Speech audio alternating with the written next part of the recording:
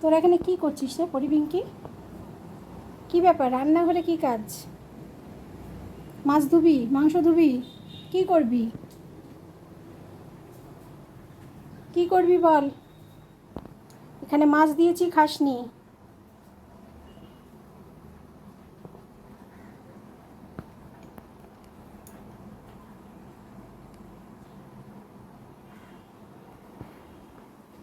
এখন কি পরিকল্পনা আপনার?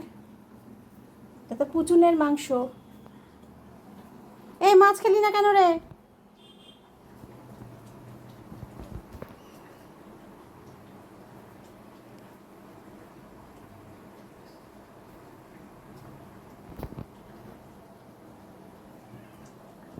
পড়ি, এ পড়ি,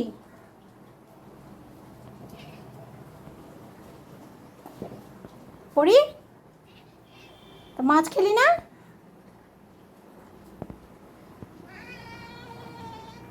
না, মাছ খাবি না? পড়ি, ওই দেখ, এই পড়ি, খালি ঘুরে যাচ্ছে। মাছ খাবি না?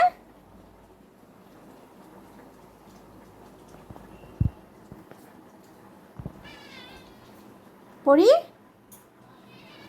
মাছ খাবি না?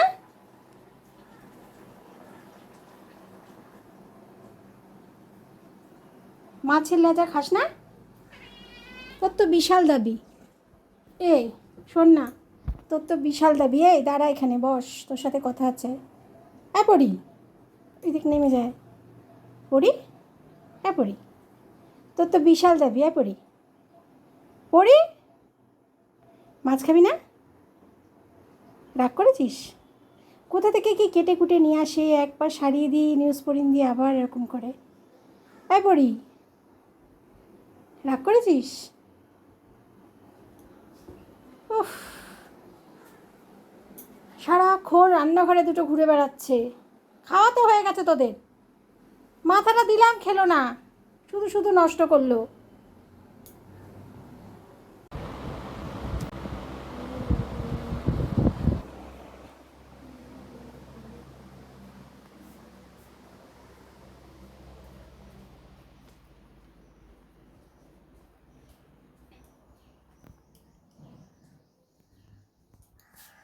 নমস্কার, কেমন আছেন সবাই? আশা করি সবাই ভালো আছেন।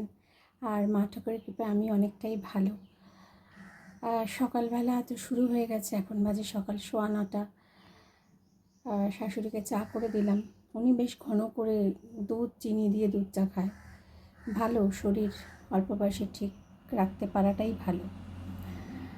আর এখন আবার শুরু হবে, বিয়াসের বাবা অফিসে বেরোবে, তার রান্না, তার জোগাড়, তার টিফিন, ব্রেকফাস্ট, সব কিছু।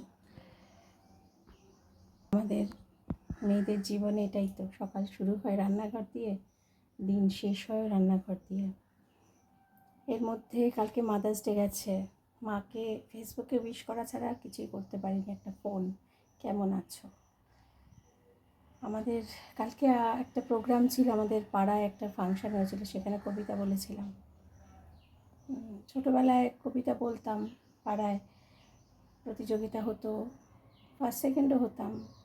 কবিতা নিয়ে অনেক কিছু করার ইচ্ছে ছিল, অভিনয় করার ইচ্ছা ছিল, বাচিক শিল্পী হিসেবে নিজেকে প্রতিষ্ঠিত করার ইচ্ছে ছিল।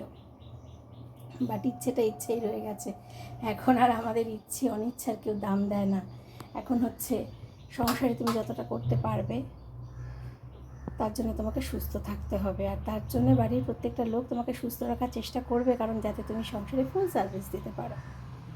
এটাই হয়তো আমাদের ঘরের বউদের বাস্তব চিত্র, এবং সেটা মেনে নিতে পারলেই তুমি ভালো, নাহলে তোমার কষ্ট হবে।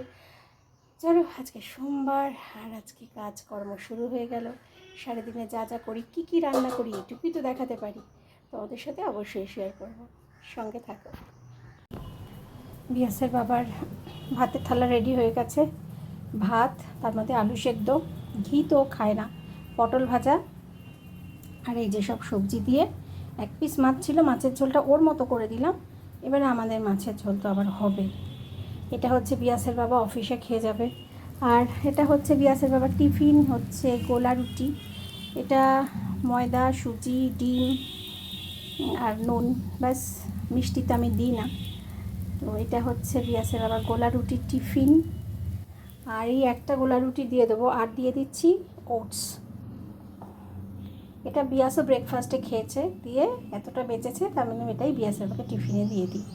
এই ওটস আর গোলা রুটি খেলে মোটামুটি হয়ে যাবে। জামা কাপড় মেলা হয়ে গেল, ছাদ ভর্তি জামা কাপড়। আর অবশ্যই মেশিনে কাচা হয়, কারণ কোনো কাজের লোকই আর এখন আর জামা কাপড় কাচতে চায় না, ওদেরও তো কষ্ট হয়, তাই না? আমাদের যেমন হয়। তো জামা কাপড় মেলা হয়ে গেলে সব কিছু কষ্ট লাগে যে আমার মায়ের বাড়িতে মেশিন নেই। মা হাতে কাচে, আমি যখন যাই তখন কেচে আসি। মা নিজে কাচে, নিজে মেলে, ঘরের সংসারের সমস্ত কাজ মা একাই করে। কষ্ট হয়, পারে না। তো আমার অনেক ভিউয়ার্স আছো বাংলাদেশে, যারা 25 থেকে মোটামুটি 30-এর মধ্যে দেখছো। তাদের একটা কথাই আমি বলবো, পড়াশোনা করে নিজের পায়ে দাঁড়াও। ছেলেদের কথা বলবো, মেয়েদের কথা বলবো, তাহলে অন্তত শেষ বয়সে এসে বাবা মাকে এত খাটতে হবে না।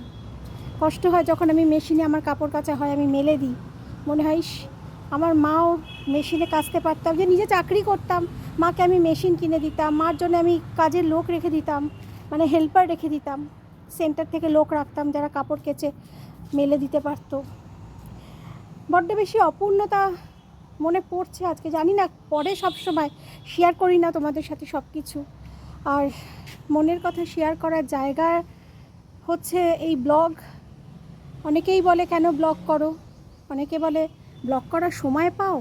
পাই পাই পাই, অনেক অপূর্ণতা আছে, তো তার জন্যে আমি এই চ্যানেল খুলেছি। এই চ্যানেল আমার মুক্তির জায়গা, নিঃশ্বাসের জায়গা। চেনা লোকেদের কথা বলবো না, তারা তো আমার সঙ্গে ইন্টারঅ্যাক্ট করে সব সময়। যারা সাবস্ক্রাইবার আছে, যারা ভিউয়ার্স, অনেকে অনেক প্রশ্ন করো, বলো যে ভালো লাগে তোমাকে, তোমাদের ভালোবাসাই আমাকে বাঁচিয়ে রেখেছে। আর ওই যে বললাম যে মায়ের কথা সবসময় মনে পড়ে। আর তোমাদের বলছি, যারা বাচ্চা, যারা 25 থেকে 30 বছর যারা আমার ব্লগ দেখো, একটা কথাই বলবো, বাবা নিজের পায়ে দাঁড়াও, আর্ন করো, যাতে বাবা মার পাশে দাঁড়াতে পারো। জামা কাপড় মেলা হয়ে গেল, এবারে আমি নিজে ইনসুলিন নেবো, ব্রেকফাস্ট করব, পুজো দেবো, তারপরে আবার রান্নাঘরে ঢুকবো। আর কি রান্না করলাম অবশ্যই আজকে তোমাদের সাথে শেয়ার করব। কড়াইতে যে যেটা ফুটছে সেটা হচ্ছে পনির বাটার মশলা। একটু রেসিপিটা বলি। সেটা হচ্ছে, দেখো, যার বাচ্চা যেমন খাবে সেরকমভাবে তৈরি করতে হবে, আর যার ঘরের লোক যেমন খাবে। আমি এখানে ফার্স্টে বাটারটা দেখিয়ে দিই, বাটারটা গলে যাবে। ফার্স্টে দেখো এখানে বাটার, আর আমি কিন্তু ইউজ করি হচ্ছে এই যে এইটা নিউট্রিলাইট আমুল। এটা কিন্তু বিয়াস খায়, আমরা সবাই বাড়ির এটাই খাই। আর এখানে হচ্ছে পনিরগুলো প্রথমে ভেজে নিয়েছি হালকা ব্রাউন করে। আলু ভাজতেও পারো, নাও ভাজতে পারো। পেঁয়াজ যেহেতু আলু ভাজা পছন্দ করে না, ওর জন্য এমনি রেখেছি। আলু বয়েল করে নিয়েছিলাম। আর দিয়েছি হচ্ছে সর্ষে, কাঁচা লঙ্কা, টক দই একসাথে আমি বেটে নিয়েছি, আর মানে মিক্সিতে পেস্ট করেছি। আর আরেকটা জিনিস দিই, এটা হচ্ছে যেটা তোমাদের বারবার বলেছিলাম, যে এটা আমাদের বাড়িপুরে রাধেশ্যামের একটা মশলা পাওয়া যায়।